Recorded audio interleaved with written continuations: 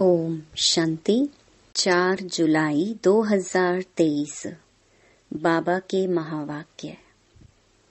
मीठे बच्चे, भोलानाथ बाबा आए हैं भक्तों को भक्ति का फल देने। उन्हें अगम निगम का भेद सुनाकर मुक्ति जीवन मुक्ति का वर्षा देने। प्रश्न: 21 जन्मों के लिए राजाई पद की प्राप्ति किन बच्चों को होती है? प्रजा में कौन जाते हैं?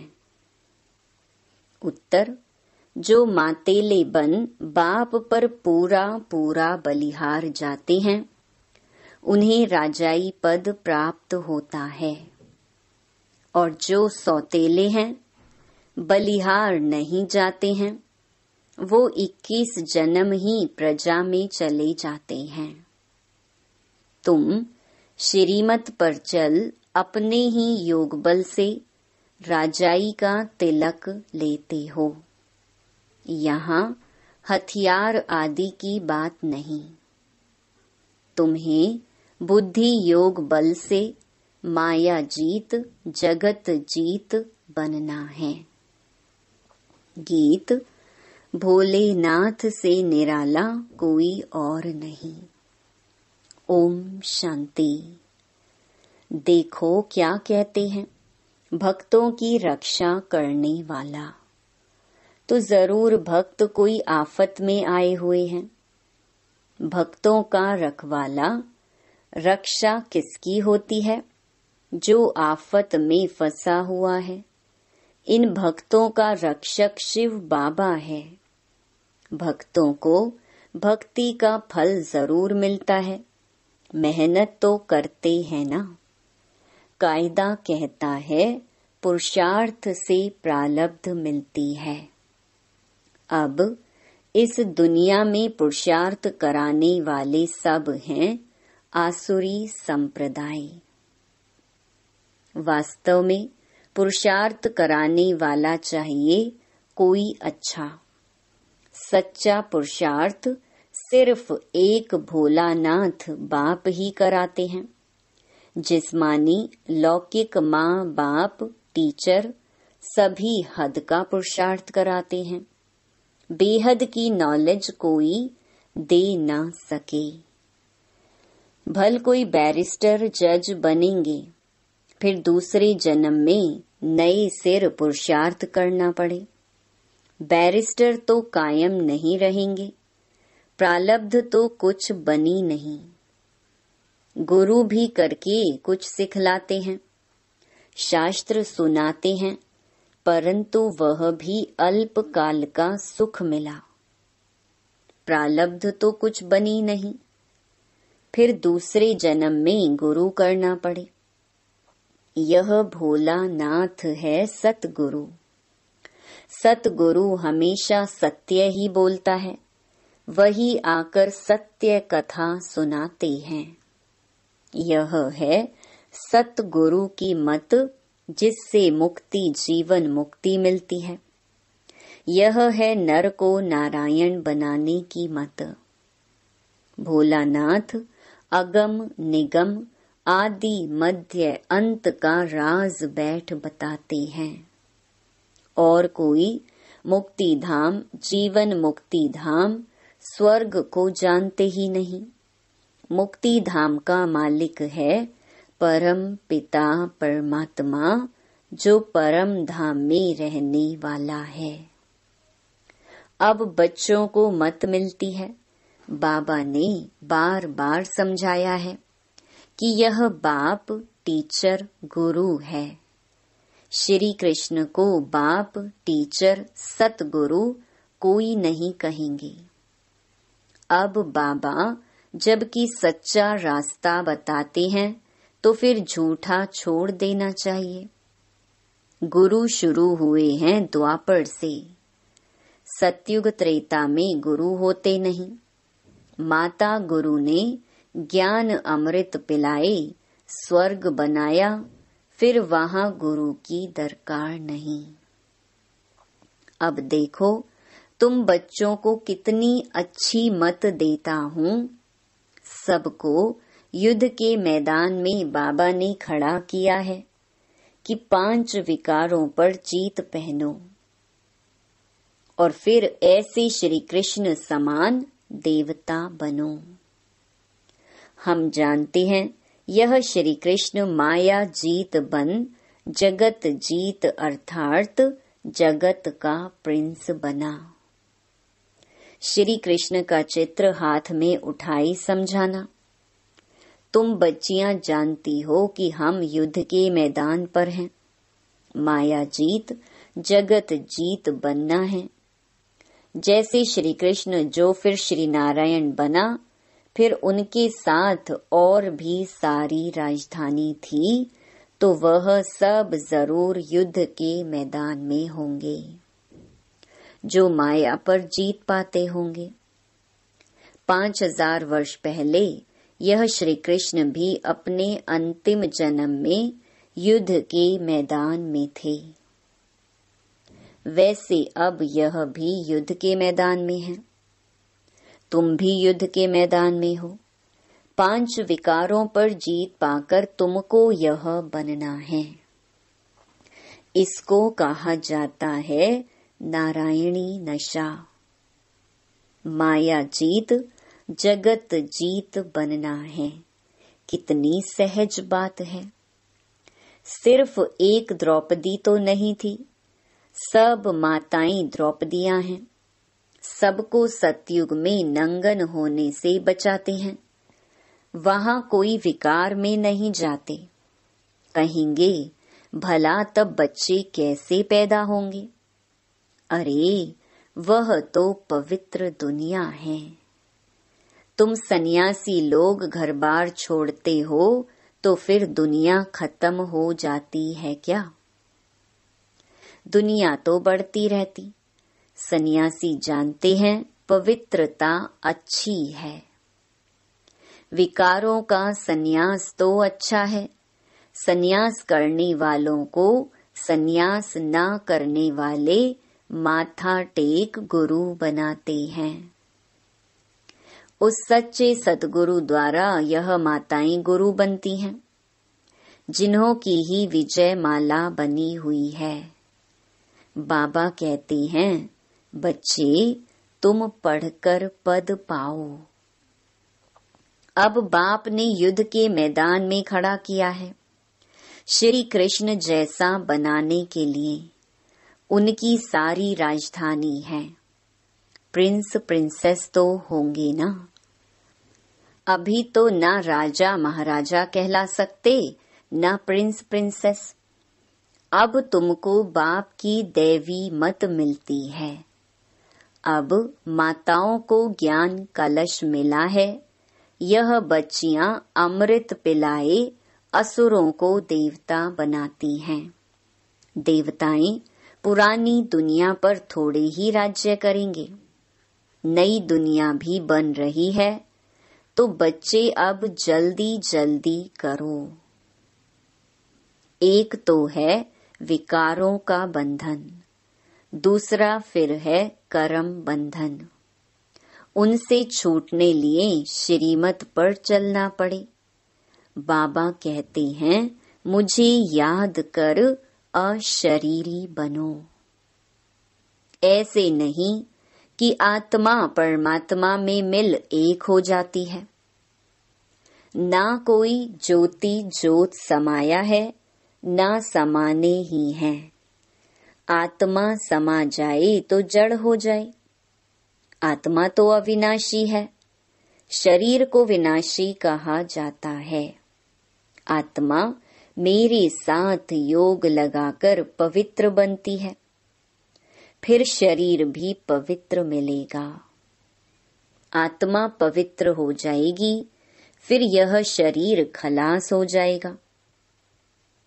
फिर पवित्र तत्वों से पवित्र शरीर बनेंगे। यह शरीर पूजन लायक नहीं बनते। पूज्य तो सिर्फ देवताएं ही हैं। उन पर फूल चढ़ा सकते हैं। उन्हों को श्री श्री अर्थात श्रेष्ठ ते श्रेष्ठ कहा जाता है। श्री श्री 2 बार क्यों कहते हैं? क्योंकि सूर्यवंशी लक्ष्मी नारायण हैं, ऊंच ते ऊंच। उनकी आत्मा और शरीर दोनों पवित्र हैं। उन्हों को 16 कला संपूर्ण कहेंगे। चंद्रवंशी हैं 14 कला, तो चंद्रवंशी को सिर्फ श्री कहेंगे। लक्ष्मी नारायण को ऊंच टाइटल मिलता है, श्री श्री लक्ष्मी, श्री श्री नारायण। वह है महाराजा महारानी और राम सीता हैं राजा रानी। नंबर वार जो जैसा बनता है उनको ऐसा टाइटल मिलता है। यहाँ भी महाराजाएं और राजाएं हैं। बड़े को महाराजा कहा जाता है। राजाएं महाराजाओं के आगे सिर झुकाएंगे। महाराजा पहले हैं, राजा पीछे हैं। तो अब श्रीमत पर चलना है। श्री श्री जगत गुरु, रुद्रमाला है ना। जगत का मालिक भी वह है, टीचर भी वह है, तो गुरु भी वह है। ऐसे बाबा को याद करना पड़े। कहते हैं बंधन है कोई छुड़ावे, तोते का मिसाल। अरे भगवान कहते हैं अब मैं तुमको लेने आया हूँ, तुम सिर्फ उंगली पकड़ो, वह जो कहे सो करो, पवित्र तो जरूर बनना पड़े। इस कब्रिस्तान को क्या याद करना है? रहना भल यहाँ है, परंतु सिर्फ बुद्धि योग वहाँ लगाना है। इसको कहा जाता है शांति धाम, सुख धाम को याद करना। नष्टो मोहा भी बनना है। वह है पतियों का पति, बापों का बाप, गुरुओं का गुरु। तो ऐसा श्री कृष्ण बनने लिए मेहनत करनी पड़ी। कल्प पहले भी पुरुषार्थ किया था और सतयुग की राजधानी स्थापन हुई थी, फिर हो रही है। इसमें पवित्र रहना है। पति जो सेवा कहे वह तुम करो, बाकी सिर्फ पवित्र रहना है। पवित्र नहीं बनेंगे तो वैकुंठ का मालिक नहीं बनेंगे। अब बाप आकर तुम बच्चों को स्वर्गवासी बनाते हैं। पतितों को पावन करने वाला भी वह है, जगत का मालिक भी वह है। अब तुम बच्चियां ज्ञान धन से मनुष्यों को देवता बनाओ। यह तो नॉलेज है। बुद्धि में कितनी रोशनी आ गई है, और कोई को यह नॉलेज नहीं। सब दर दर धक्के खाते रहते हैं। यहाँ हमको बाबा ने कितना साइलेंस में बिठा दिया है। बाबा कहते मरने लायक हो तो भी बैठकर सुनो, ज्ञान अमृत मुख में हो, शिव बाबा की याद हो तब प्राण तन से निकले। फिर अंतमति सो गति हो जाएगी। नहीं तो ना विकर्म विनाश होंगे, ना मोह जीत बनेंगे। मुफ्त भक्ति का फल गंवा देंगे। सब भक्त है ना, माया के बंधन में फंसे हुए हैं। रखवाला है भोला नाथ शिव। रक्षा करने आए हैं तो उनकी राय पर चलना है। श्री कृष्ण के कुल में जाना है। श्री कृष्ण है फुल पास संपूर्ण चंद्रमा।